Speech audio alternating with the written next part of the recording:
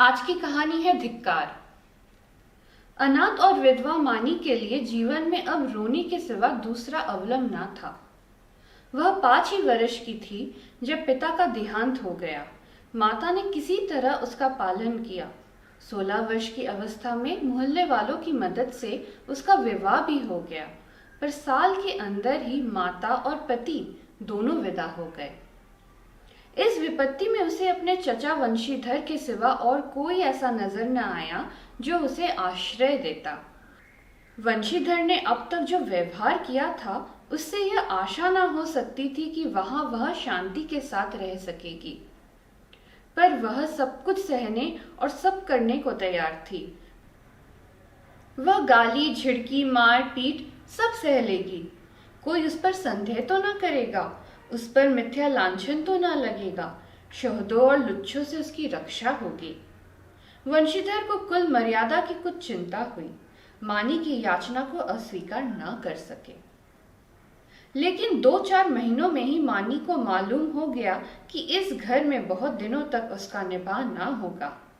वह घर का सारा काम करती, इशारों पर नाचती, सबको खुश रखने की कोशिश करती, पर न जाने क्यों चचा और चची दोनों उससे जलते रहते।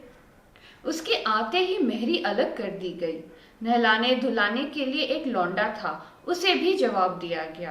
पर मानी से इतना उबार होने पर भी चचा और चची न जाने क्यों उससे मुंह फुलाए रहते। चचा घुड़कियां जमाते, कभी चच्ची कोसती, यहाँ तक कि उसकी चचेरी बहन ललिता भी बात बात पर उसे गालियां देती। घर भर में केवल उसके चचेरे भाई गोकुल को ही उससे सहानुभूति थी। उसी की बातों में कुछ आत्मीयता, कुछ स्नेह का परिचय मिलता था। वह अपनी माता का स्वभाव जानता था। अगर वह उसे समझाने की चेष्टा करता या खुल्लम खुल्ला मानी का पक्ष लेता तो मानी को एक घड़ी घर में रहना कठिन हो जाता। इसलिए उसकी सहानुभूति मानी ही को दिलासा देने तक रह जाती थी। वह कहता, बहन मुझे कहीं नौकर हो जाने दो, फिर तुम्हारे कष्टों का अंत हो जाएगा। तब देखूंगा कौन तुम्हें तिरछी आंखों से देखता है। जब तक पढ़ता हूँ तभी तक तुम्हारे बुरे दिन हैं। मानी ये स्नेह में डूबी बातें सुनकर पुलकित हो जाती और उसका रोआ रोआ गोकुल को आशीर्वाद देने लगता। आज ललिता का विवाह है। सवेरे से ही मेहमानों का आना शुरू हो गया है। गहनों की झनकार से घर गूंज रहा है। मानी भी मेहमानों को देख देख कर खुश हो रही है। उसकी देह पर कोई आभूषण नहीं है और ना उसे सुंदर कपड़े ही दिए गए हैं, फिर भी उसका मुख प्रसन्न है। आधी रात हो गई थी। विवाह का मुहूर्त निकट आ गया। जनवासे से चढ़ावे की चीजें आई। सभी औरतें उत्सुक हो होकर उन चीजों को देखने लगी। ललिता को आभूषण पहनाए जाने लगे। मानी के हृदय में बड़ी इच्छा हुई कि जाकर वधू को देखे। अभी कल जो बालिका थी उसे आज वधू वेश में देखने की इच्छा ना रोक सकी। वह मुस्कुराती हुई कमरे में घुसी। सहसा उसकी चाची ने झिड़क कर कहा, तुझे यहाँ किसने बुलाया था, निकल जा यहाँ से। मानी ने बड़ी बड़ी यातनाएं सही थी, पर आज की वह झिड़की उसके हृदय में बाण की तरह चुभ गई। उसका मन उसे धिक्कारने लगा। तेरे छिचोरेपन का यही पुरस्कार है? यहाँ सुहागियों के बीच में तेरे आने की क्या जरूरत थी? वह खिसियाई हुई कमरे से निकली और एकांत में बैठकर रोने के लिए ऊपर जाने लगी। सहसा जीने पर उसकी इंद्रनाथ से मुठभेड़ हो गई। इंद्रनाथ गोकुल का सहपाठी और परम मित्र था। वह भी न्योते में आया हुआ था। इस वक्त गोकुल को खोजने के लिए ऊपर आया था। मानी को वह 2-1 बार देख चुका था और यह भी जानता था कि यहाँ उसके साथ बड़ा दुर्व्यवहार किया जाता है। चाची की बातें की भनक उसके कान में पड़ गई थी। मानी को ऊपर जाते देखकर वह उसके चित्त का भाव समझ गया और उसे सांत्वना देने के लिए ऊपर आया, मगर दरवाजा भीतर से बंद था। उसने किवाड़ की दरार से भीतर झांका। मानी मेज के पास खड़ी रो रही थी। उसने धीरे से कहा, मानी द्वार खोल दो। मानी उसकी आवाज सुनकर कोने में छिप गई और गंभीर स्वर में बोली, क्या है? इंद्रनाथ ने गदगद स्वर में कहा, तुम्हारे पैरों पड़ता हूं मानी, खोल दो। यह स्नेह में डूबा हुआ विनय मानी के लिए अभूतपूर्व था। इस निर्दय संसार में कोई उससे ऐसी विनती भी कर सकता है, इसकी उसने स्वप्न में भी कल्पना ना की थी। मानी ने कांपते हुए हाथों से द्वार खोल दिए। इंद्रनाथ झपट कर कमरे में घुसा। देखा कि छत के पंखे के कड़े से एक रस्सी लटक रही है। उसका हृदय कांप उठा। उसने तुरंत जेब से चाकू निकालकर रस्सी काट दी और बोला, क्या करने जा रही थी मानी? जानती हो इस अपराध का क्या दंड है? मानी ने गर्दन झुकाकर कहा, इस दंड से कोई और दंड कठोर हो सकता है? जिसकी सूरत से लोगों को घृणा हो, उसे मरने पर भी अगर कठोर दंड दिया जाए तो मैं यही कहूंगी कि ईश्वर के दरबार में न्याय का नाम भी नहीं है। तुम मेरी दशा का अनुभव नहीं कर सकते। इंद्रनाथ की आंखें सजल हो गई। मानी की बातों में कितना कठोर सत्य भरा हुआ था। बोला, सदा ये दिन नहीं रहेंगे मानी। अगर तुम यह समझ रही हो कि संसार में तुम्हारा कोई नहीं है तो यह तुम्हारा भ्रम है। संसार में कम से कम एक मनुष्य ऐसा है जिसे तुम्हारे प्राण अपने प्राणों से भी प्यारे हैं। सहसा गोकुल आता हुआ दिखाई दिया। मानी कमरे से निकल गई। इंद्रनाथ के शब्दों ने उसके मन में एक तूफान सा उठा दिया था। उसका क्या आशय है यह उसकी समझ में ना आया। फिर भी आज उसे अपना जीवन सार्थक मालूम हो रहा था। उसके अंधकारमय जीवन में एक प्रकाश का उदय हो गया। इंद्रनाथ को वहां बैठे और मानी को कमरे से जाते देखकर गोकुल को खटक गया। उसकी त्योर्या बदल गई। कठोर स्वर में बोला, तुम यहां कब आए? इंद्रनाथ ने अविचलित भाव से कहा, तुम ही को खोजते हुए यहां आया था। तुम यहां ना मिले तो नीचे लौटा जा रहा था। अगर मैं चला गया होता तो इस वक्त तुम्हें यह कमरा बंद मिलता और पंखे के कड़े में एक लाश लटकी हुई नजर आती। गोकुल ने समझा यह अपने अपराध को छिपाने के लिए कोई बहाना निकाल रहा है। तीव्र कंठ से बोला, तुम यह विश्वासघात करोगे, मुझे ऐसी आशा न थी। इंद्रनाथ का चेहरा लाल हो गया। वह आवेश में आकर खड़ा हो गया और बोला, ना मुझे यह आशा थी कि तुम मुझ पर इतना बड़ा लांछन रख दोगे। मुझे न मालूम था कि तुम मुझे इतना नीच और कुटिल समझते हो। मानी तुम्हारे लिए तिरस्कार की वस्तु हो, मेरे लिए वह श्रद्धा की वस्तु है और रहेगी। मुझे तुम्हारे सामने अपनी सफाई देने की जरूरत नहीं है, लेकिन मानी मेरे लिए उससे कहीं पवित्र है जितनी तुम समझते हो। मैं नहीं चाहता था कि इस वक्त तुमसे ये बातें कहूं। इसके लिए और अनुकूल परिस्थितियों की राह देख रहा था, लेकिन मामला आ पड़ने पर कहना ही पड़ रहा है। मैं यह तो जानता था कि मानी का तुम्हारे घर में कोई आदर नहीं, लेकिन तुम लोग उसे इतना नीच और त्याज्य समझते हो, यह आज तुम्हारी माताजी की बातें सुनकर मालूम हुआ। केवल इतनी सी बात के लिए कि वह चढ़ावे के गहने देखने चली गई थी, तुम्हारी माता ने उसे इस बुरी तरह झिड़का जैसे कोई कुत्ते को भी ना झिड़केगा।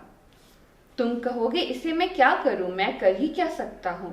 जिस घर में एक अनाथ स्त्री पर इतना अत्याचार हो, उस घर का पानी पीना भी हराम है। अगर तुमने अपनी माता को पहले ही दिन समझा दिया होता तो आज यह नौबत ना आती। तुम इस इल्जाम से नहीं बच सकते। तुम्हारे घर में आज विवाह का उत्सव है।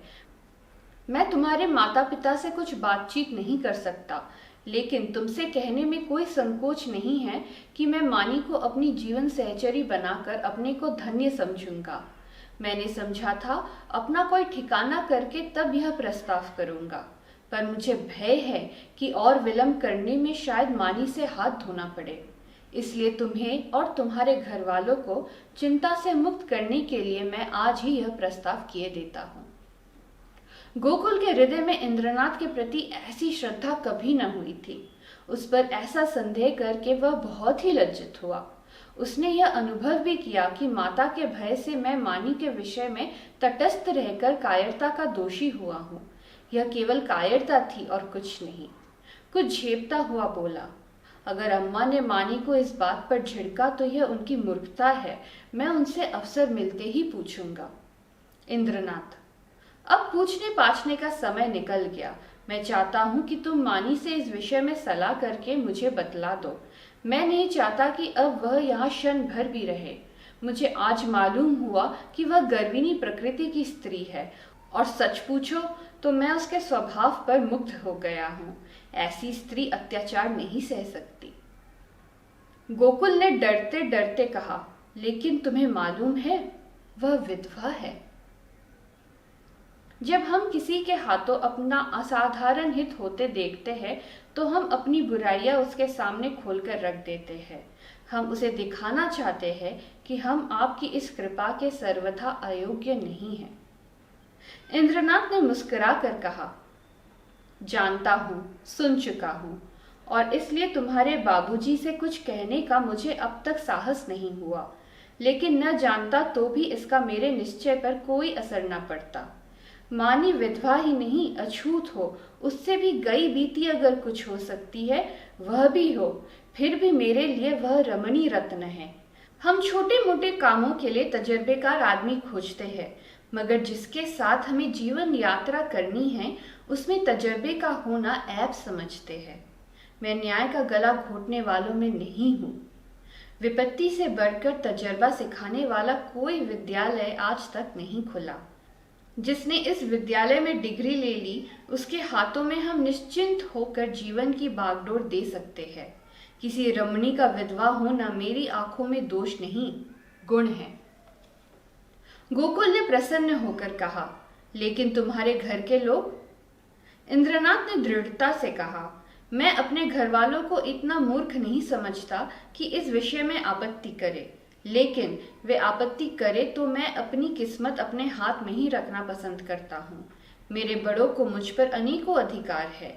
बहुत सी बातों में मैं उनकी इच्छा को कानून समझता हूँ, लेकिन जिस बात को मैं अपनी आत्मा के विकास के लिए शुभ समझता हूँ उसमें मैं किसी से दबना नहीं चाहता। मैं इस गर्व का आनंद उठाना चाहता हूँ कि मैं स्वयं अपने जीवन का निर्माता हूँ। गोकुल ने कुछ शंकित होकर कहा, और अगर मानी ना मंजूर करे? इंद्रनाथ को यह शंका बिल्कुल निर्मूल जान पड़ी। बोले, तुम इस समय बच्चों की सी बातें कर रहे हो गोकुल। यह मानी हुई बात है कि मानी आसानी से मंजूर ना करेगी। वह इस घर में ठोकरें खाएगी, झिड़कियां सहेगी, गालियां सुनेगी, पर इसी घर में रहेगी। युगों के संस्कारों को मिटा देना आसान नहीं है, लेकिन हमें उसको राजी करना पड़ेगा। उसके मन में संचित संस्कारों को निकालना पड़ेगा। मैं विधवाओं के पुनर्विवाह के पक्ष में नहीं हूँ। मेरा ख्याल है कि पतिव्रत का यह अलौकिक आदर्श संसार का अमूल्य रत्न है और हमें बहुत सोच समझकर उस पर आघात करना चाहिए। लेकिन मानी के विषय में वह बात ही नहीं उठती। प्रेम और भक्ति नाम से नहीं, व्यक्ति से होती है। जिस पुरुष की उसने सूरत भी नहीं देखी उससे उसे प्रेम नहीं हो सकता। केवल रस्म की बात है। इस आडंबर की, इस दिखावे की हमें परवाह ना करनी चाहिए। देखो, शायद कोई तुम्हें बुला रहा है। मैं भी चलता हूँ। 2-3 दिन में फिर मिलूंगा, मगर ऐसा ना हो कि तुम संकोच में पड़कर सोचते विचारते रह जाओ और दिन निकलते चले जाए। गोकुल ने उसके गले में हाथ डालकर कहा, मैं परसों खुद ही आऊंगा। बारात विदा हो गई थी। मेहमान भी रुखसत हो गए थे। रात के 9 बज गए थे। विवाह के बाद की नींद मशहूर है। घर के सभी लोग सरे शाम से सो रहे थे। कोई चारपाई पर, कोई तख्त पर, कोई जमीन पर, जिसे जहां जगह मिल गई वहीं सो रहा था। केवल मानी घर की देखभाल कर रही थी और ऊपर गोकुल अपने कमरे में बैठा हुआ समाचार पत्र पढ़ रहा था। सहसा गोकुल ने पुकारा, मानी, एक गिलास ठंडा पानी तो लाना, बड़ी प्यास लगी है। मानी पानी लेकर ऊपर गई और मेज पर पानी रखकर लौटना ही चाहती थी कि गोकुल ने कहा, जरा मानी, तुमसे कुछ कहना है। मानी ने कहा, अभी फुर्सत नहीं है भाई, सारा घर सो रहा है। कहीं कोई घुस आए तो लोटा थाली भी ना बचे। गोकुल ने कहा, घुस आने दो। मैं तुम्हारी जगह होता तो चोरों से मिलकर चोरी करवा देता। मुझे इसी वक्त इंद्रनाथ से मिलना है। मैंने उससे आज मिलने का वचन दिया है। देखो, संकोच मत करना। मैं जो बात पूछ रहा हूं उसका जल्द उत्तर देना। देर होगी तो वह घबराएगा। इंद्रनाथ को तुमसे प्रेम है, यह तुम जानती हो ना? मानी ने मुंह फेर कर कहा, यही बात कहने के लिए मुझे बुलाया था? मैं कुछ नहीं जानती। गोकुल, खैर, यह वह जाने और तुम जानो। वह तुमसे विवाह करना चाहता है। वैदिक रीति से विवाह होगा। तुम्हें स्वीकार है? मानी की गर्दन शर्म से झुक गई। वह कुछ जवाब ना दे सकी। गोकुल ने फिर कहा, दादा और अम्मा से यह बात नहीं कही गई। इसका कारण तुम जानती ही हो। वह तुम्हें घुड़कियां दे देकर जला जला कर चाहे मार डाले, पर विवाह करने की सम्मति कभी ना देंगे। इससे उनकी नाक कट जाएगी। इसलिए अब इसका निर्णय तुम्हारे ही ऊपर है। मैं तो समझता हूँ तुम्हें स्वीकार कर लेना चाहिए। इंद्रनाथ तुमसे प्रेम करता है ही, यो भी निष्कलंक चरित्र का आदमी है और बला का दिलेर। भय तो उसे छू ही नहीं गया।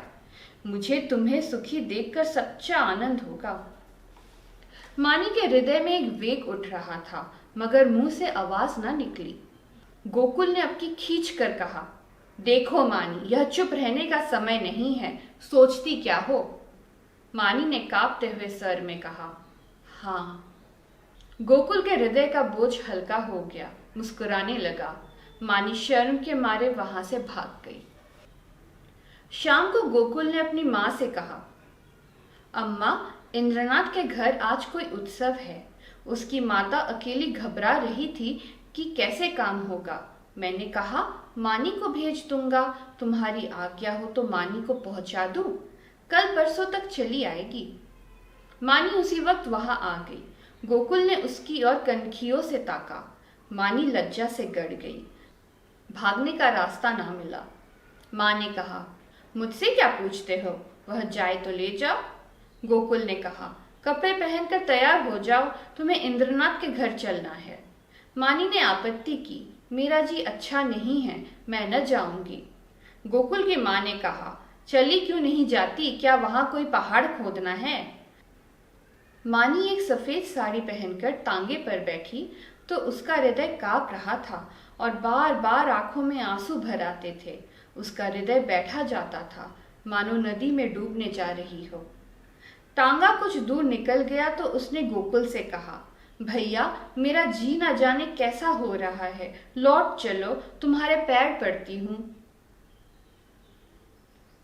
गोकुल ने कहा, तू पागल है? वहां सब लोग तेरी राह देख रहे हैं और तू कहती है लौट चलो। मानी, मेरा मन कहता है कोई अनिष्ट होने वाला है। गोकुल, और मेरा मन कहता है तू रानी बनने जा रही है। मानी, 10-5 दिन ठहर क्यों नहीं जाते? कह देना मानी बीमार है। गोकुल, पागलों की सी बातें ना करो। मानी, लोग कितना हंसेंगे। गोकुल, मैं शुभ कार्य में किसी की परवाह नहीं करता। मानी, अम्मा तुम्हें घर में घुसने ना देंगी, मेरे कारण तुम्हें भी झिड़कियां मिलेंगी। गोकुल, इसकी कोई परवाह नहीं है, उनकी तो यह आदत ही है। तांगा पहुंच गया। इंद्रनाथ की माता विचारशील महिला थी। उन्होंने आकर वधू को उतारा और भीतर ले गई। गोकुल यहाँ से घर चला तो 11 बज रहे थे। एक और तो शुभ कार्य के पूरा करने का आनंद था, दूसरी ओर भय था कि कल मानी ना जाएगी तो लोगों को क्या जवाब दूंगा।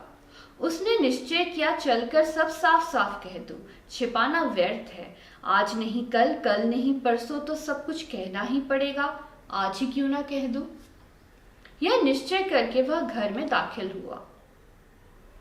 माता ने किवाड़ खोलते हुए कहा, इतनी रात तक क्या करने लगे? उसे भी क्यों ना लेते आए? कल सवेरे चौका बर्तन कौन करेगा?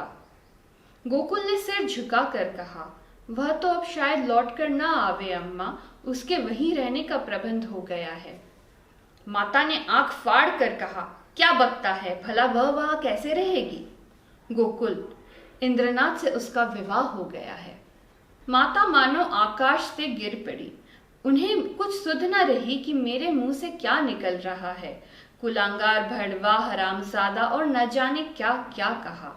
यहाँ तक कि गोकुल का धैर्य चरम सीमा का उल्लंघन कर गया। उसका मुंह लाल हो गया, त्योरिया बढ़ गई।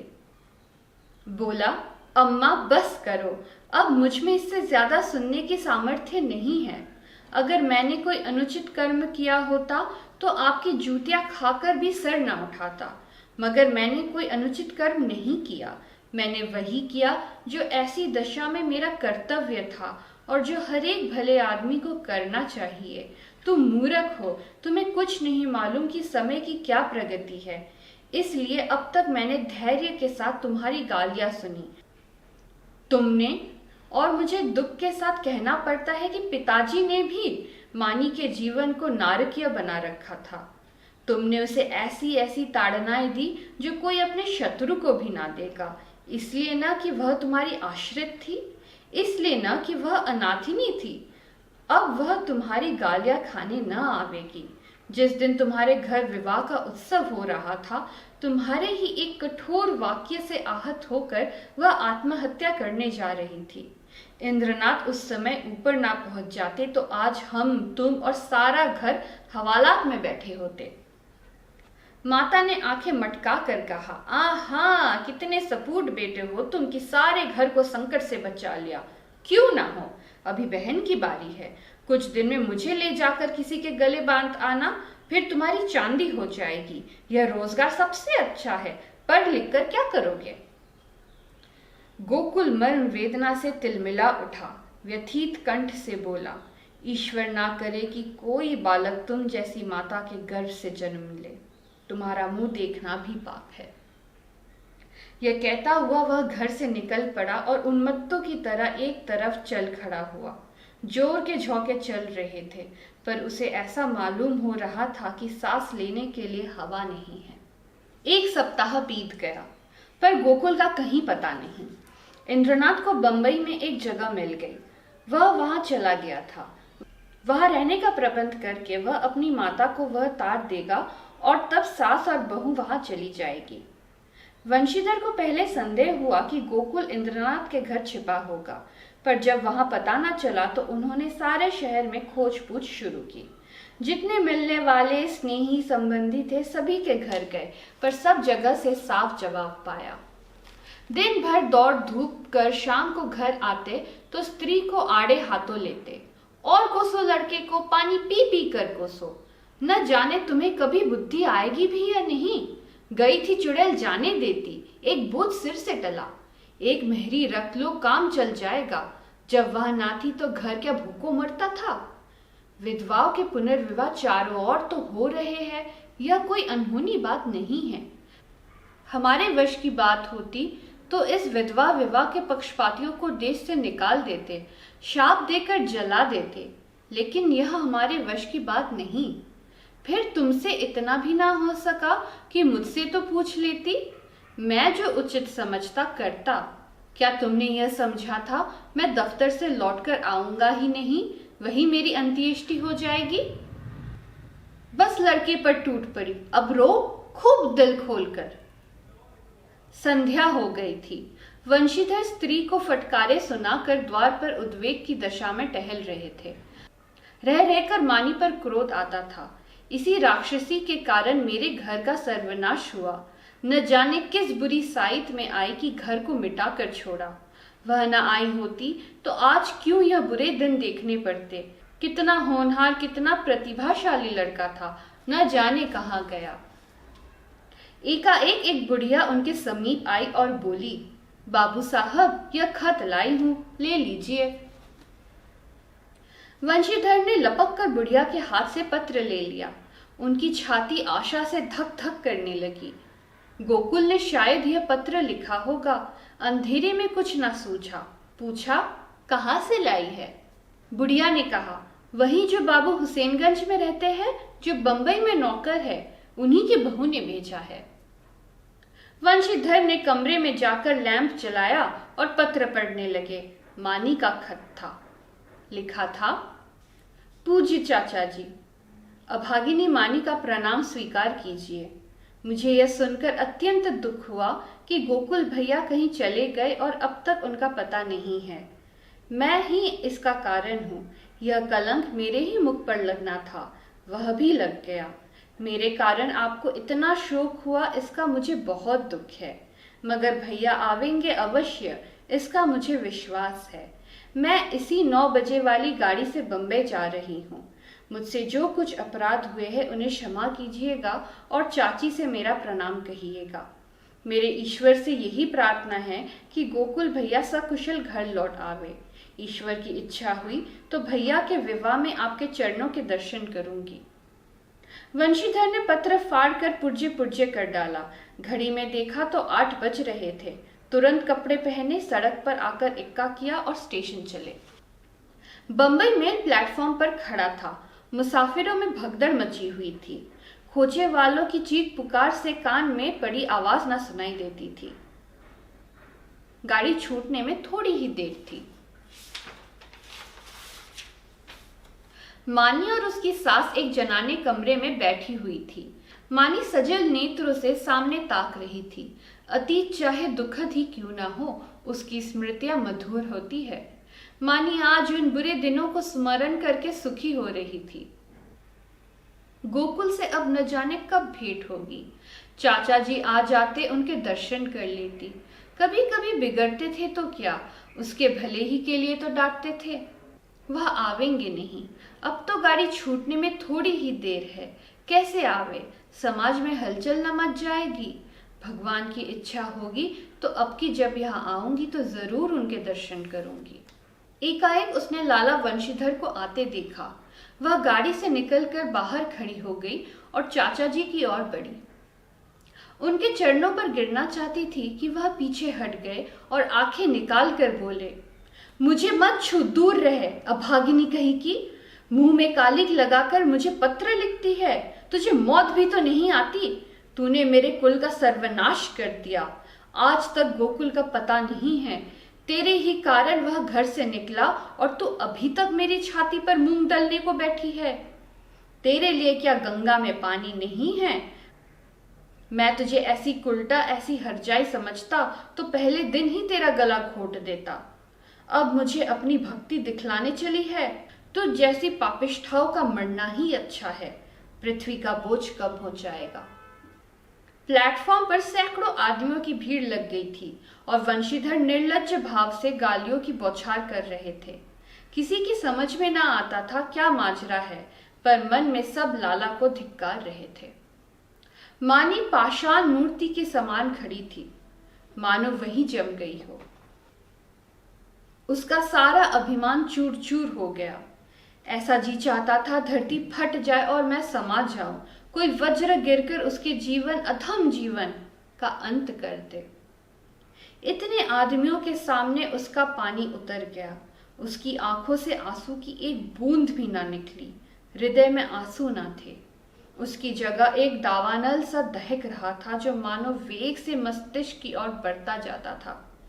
संसार में कौन जीवन इतना अथम होगा। सास ने पुकारा, बहू अंदर आ जाओ। गाड़ी चली तो माता ने कहा, ऐसा बेशरम आदमी मैंने नहीं देखा। मुझे तो ऐसा क्रोध आ रहा था कि मुंह नोच लूं। मानी ने सिर ऊपर न उठाया। माता फिर बोली, न जाने इन सड़ियलों को कब बुद्धि आएगी। अब तो मरने के दिन भी आ गए। पूछो, तेरा लड़का भाग गया तो हम क्या करें? अगर ऐसे पापी ना हो तो यह वज्र ही क्यों गिरता। मानी ने फिर मुंह न खोला। शायद उसे कुछ सुनाई न देता था। शायद उसे अपने अस्तित्व का ज्ञान भी न था। वह टकटकी लगाए खिड़की की ओर ताक रही थी। उस अंधकार में उसे न जाने क्या सूझ रहा था। कानपुर आया। माता ने पूछा, बेटी कुछ खाएगी? थोड़ी सी मिठाई खा लो, 10 कब के बज गए। मानी ने कहा, अभी तो भूख नहीं है अम्मा, फिर खा लूंगी। माता सोई। मानी भी लेटी, पर चचा की वह सूरत आंखों के सामने खड़ी थी और उनकी बातें कानों में गूंज रही थी। आह, मैं इतनी नीच हूं, ऐसी पतीत कि मेरे मर जाने से पृथ्वी का भार हल्का हो जाएगा। क्या कहा था?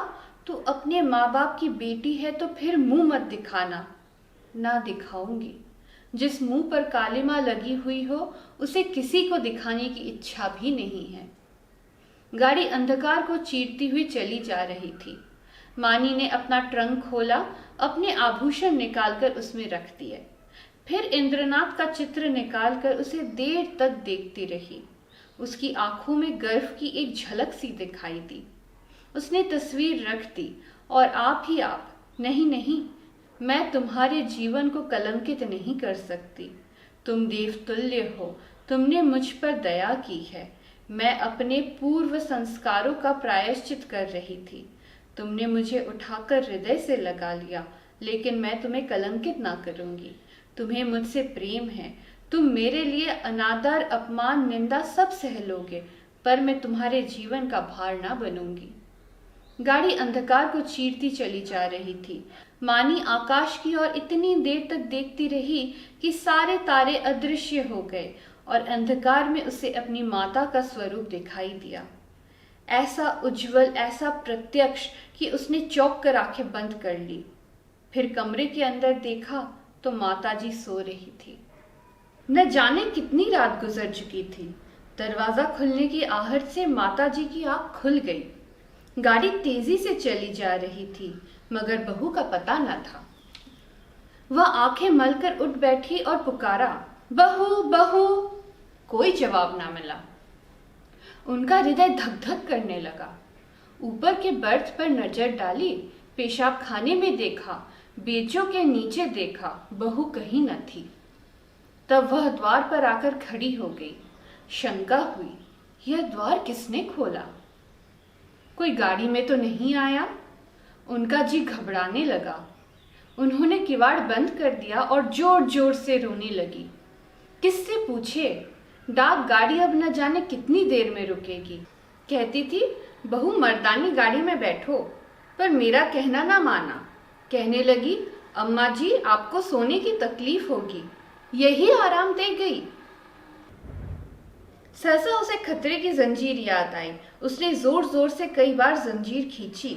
कई मिनट के बाद गाड़ी रुकी। गार्ड आया। पड़ोस के कमरे से 2-4 आदमी और भी आए। फिर लोगों ने सारा कमरा तलाश किया। नीचे तख्ते को ध्यान से देखा। रक्त का कोई चिन्ह न था। असबाब की जांच की। बिस्तर, संदूक, संदूकची, बर्तन सब मौजूद थे। ताले भी सबके बंद थे। कोई चीज गायब न थी। अगर बाहर से कोई आदमी आता तो चलती गाड़ी से जाता कहाँ? एक स्त्री को लेकर गाड़ी से कूद जाना असंभव था। सब लोग इन लक्षणों से इसी नतीजे पर पहुंचे कि मानी द्वार खोलकर बाहर झांकने लगी होगी और मुठिया हाथ से छूट जाने के कारण गिर पड़ी होगी। गार्ड भला आदमी था। उसने नीचे उतरकर 1 मील तक सड़क के दोनों तरफ तलाश किया। मानी का कोई निशान न मिला। रात को इससे ज्यादा और क्या किया जा सकता था? माताजी को कुछ लोग आग्रहपूर्वक एक मर्दाने डिब्बे में ले गए। यह निश्चय हुआ कि माताजी अगले स्टेशन पर उतर पड़े और सवेरे इधर उधर दूर तक देखभाल की जाए। विपत्ति में हम पर मुखापेक्षी हो जाते हैं। माताजी उसका मुंह देखती, कभी उसका। उसकी याचना से भरी हुई आंखें मानो सबसे कह रही थी, कोई मेरी बच्ची को खोज क्यों नहीं लाता? हाय, अभी तो बेचारी की चुंदरी भी नहीं मैली हुई। कैसे कैसे साधों और अरमानों से भरी पति के पास जा रही थी। कोई उस दुष्ट वंशीधर से जाकर कहता क्यों नहीं, ले तेरी मनोभिलाषा पूरी हो गई। जो तू चाहता था वह पूरा हो गया। क्या अब भी तेरी छाती नहीं जुड़ाती? वृद्धा बैठी रो रही थी और गाड़ी अंधकार को चीरती चली गई। रविवार का दिन था। संध्या समय इंद्रनाथ 2-3 मित्रों के साथ अपने घर की छत पर बैठा हुआ था। आपस में हास परिहास हो रहा था। मानी का आगमन इस परिहास का विषय था। एक मित्र बोले, क्यों इंद्र, तुमने तो वैवाहिक जीवन का कुछ अनुभव किया है, हमें क्या सलाह देते हो? बनाए कहीं घोंसला या यूं ही डालियों पर बैठे बैठे दिन काटे? पत्र पत्रिकाओं को देखकर तो यही मालूम होता है कि वैवाहिक जीवन और नरक में कुछ थोड़ा ही सा अंतर है। इंद्रनाथ ने मुस्कुरा कर कहा, यह तो तकदीर का खेल है भाई, 16 आना तकदीर का। अगर एक दशा में वैवाहिक जीवन नरक तुल्य है तो दूसरी दशा में स्वर्ग से कम नहीं। दूसरे मित्र बोले, इतनी आजादी तो भला क्या रहेगी? इंद्रनाथ, इतनी क्या, इसका शतांश भी ना रहेगा। अगर तुम रोज सिनेमा देखकर 12 बजे घर लौटना चाहते हो, 9 बजे सोकर उठना चाहते हो और दफ्तर से 4 बजे लौटकर ताश खेलना चाहते हो, तो तुम्हें विवाह करने से कोई सुख न होगा। और जो हर महीने सूट बनवाते हो, तब शायद साल भर में भी ना बनवा सको। श्रीमती जी तो आज रात की गाड़ी से आ रही है। हाँ, मेल से। मेरे साथ चलकर उन्हें रिसीव करोगे ना? यह भी पूछने की बात है। अब घर कौन जाता है, मगर कल दावत खिलानी पड़ेगी। सहसा तार के चपरासी ने आकर इंद्रनाथ के हाथ में तार का लिफाफा रख दिया। इंद्रनाथ का चेहरा खिल उठा, झट तार खोलकर पढ़ने लगा। एक बार पढ़ते ही उसका हृदय धक से हो गया, सांस रुक गई, सिर घूमने लगा, आंखों की रोशनी लुप्त हो गई, जैसे विष पर काला पर्दा पड़ गया हो। उसने तार को मित्रों के सामने फेंक दिया और दोनों हाथों से मुंह ढांप कर फूट फूट कर रोने लगा। दोनों मित्रों ने घबराकर तार उठा लिया और उसे पढ़ते ही हतबुद्धि से ही दीवार की ओर ताकने लगे। क्या सोच रहे थे और क्या हो गया? तार में लिखा था, मानी गाड़ी से कूद पड़ी, उसकी लाश लालपुर से 3 मील पर पाई गई। मैं लालपुर में हूं, तुरंत आओ। एक मित्र ने कहा, किसी शत्रु ने झूठी खबर न भेज दी हो। दूसरे मित्र ने कहा, हाँ, कभी कभी लोग ऐसी शरारतें करते हैं। इंद्रनाथ ने शून्य नेत्रों से उनकी ओर देखा, पर मुंह से कुछ बोले नहीं। कई मिनट तीनों आदमी निर्वाक निस्पंद बैठे रहे। एक एक इंद्रनाथ खड़े हो गए और बोले, मैं इस गाड़ी से जाऊंगा। बंबई से 9 बजे रात को गाड़ी छूटती थी। दोनों मित्रों ने चटपट बिस्तर आदि बांधकर तैयार कर दिया। एक ने बिस्तर उठाया, दूसरे ने ट्रंक। इंद्रनाथ ने चटपट कपड़े पहने और स्टेशन चले। निराशा आगे थी, आशा रोती हुई पीछे। 1 सप्ताह गुजर गया। लाला वंशीधर दफ्तर से आकर द्वार पर बैठे ही थे कि इंद्रनाथ ने आकर प्रणाम किया। वंशीधर उसे देखकर चौंक पड़े, उसके अनपेक्षित आगमन पर नहीं, उसकी विकृत दशा पर। मानो वितराग शोक सामने खड़ा हो, मानो कोई हृदय से निकली हुई आह मूर्तिमान हो गई हो। वंशीधर ने पूछा, तुम बंबई चले गए थे ना? इंद्रनाथ ने जवाब दिया, जी हाँ, आज ही आया हूं। वंशीधर ने तीखे स्वर में कहा, गोकुल को तो तुम ले बीते। इंद्रनाथ ने अपनी अंगूठी की ओर ताकते हुए कहा, वह मेरे घर पर है। वंशीधर के उदास मुख पर हर्ष का प्रकाश दौड़ गया। बोले, तो यहाँ क्यों नहीं आए? तुमसे कहा उसकी भेंट हुई, क्या बंबई चला गया था? जी नहीं, कल मैं गाड़ी से उतरा तो स्टेशन पर मिले गए। तो जाकर लिवा आओ ना, जो किया अच्छा किया। यह कहते हुए वह घर में दौड़े। एक क्षण में गोकुल की माता ने उसे अंदर बुलाया। वह अंदर गया तो माता ने उसे सिर से पांव तक देखा। तुम बीमार थे क्या भैया? चेहरा क्यों इतना उतरा है? इंद्रनाथ ने कुछ उत्तर ना दिया। गोकुल की माता ने पानी का लोटा रखकर कहा, हाथ मुंह धो लो बेटा। गोकुल है तो अच्छी तरह? कहाँ रहा इतने दिन? तब से सैकड़ों मन्नतें मान डाली, आया क्यों नहीं? इंद्रनाथ ने हाथ मुंह धोते हुए कहा, मैंने तो कहा था चलो, लेकिन डर के मारे नहीं आते। और था कहाँ इतने दिन? कहते थे देहातों में घूमता रहा। तो क्या तुम अकेले बंबई से आए हो? जी नहीं, अम्मा भी आई है। गोकुल की माता ने कुछ सकुचा कर पूछा, मानी तो अच्छी तरह है? इंद्रनाथ ने हंसकर कहा, जी हाँ, अब वह बड़े सुख से है, संसार के बंधनों से छूट गई। माता ने अविश्वास करके कहा, चल नटखट कहीं का, बेचारी को कोस रहा है, मगर इतनी जल्दी बंबई से लौट क्यों आए? इंद्रनाथ ने मुस्कुराते हुए कहा, क्या करता, माताजी का तार बंबई में मिला कि मानी ने गाड़ी से कूदकर प्राण दे दिए। वह लालपुर में पड़ी हुई थी, दौड़ा हुआ आया, वहीं दाह क्रिया की, आज घर चला आया, अब मेरा अपराध क्षमा कीजिए। वह और कुछ न कह सका, आंसुओं के वेग ने गला बंद कर दिया। जेब से एक पत्र निकालकर माता के सामने रखता हुआ बोला, उनके संदूक में यही पत्र मिला है। गोकुल की माता कई मिनट तक मरमाहत सी बैठी जमीन की ओर ताकती रही। शोक और उससे अधिक पश्चाताप ने सिर को दबा रखा था। फिर पत्र उठाकर पढ़ने लगी। स्वामी, जब यह पत्र आपके हाथों में पहुंचेगा तब तक मैं इस संसार से विदा हो जाऊंगी। मैं बड़ी अभागिनी हूँ। मेरे लिए इस संसार में स्थान नहीं है। आपको भी मेरे कारण क्लेश और निंदा ही निंदा मिलेगी। मैंने सोचकर देखा और यही निश्चय किया कि मेरे लिए मरना ही अच्छा है। मुझ पर आपने जो दया की थी उसके लिए आपको क्या प्रतिदान करूं? जीवन में मैंने कभी किसी वस्तु की इच्छा नहीं की, परंतु मुझे दुख है कि आपके चरणों पर सर रखकर न मर सकी। मेरी अंतिम याचना है कि मेरे लिए आप शोक न कीजिएगा। ईश्वर आपको सदा सुखी रखे। माताजी ने पत्र रख दिया और आंखों से आंसू बहने लगे। बरामदे में वंशीधर निस्पंद खड़े थे और जैसे मानी लज्जानत उनके सामने खड़ी थी। धिक्कार।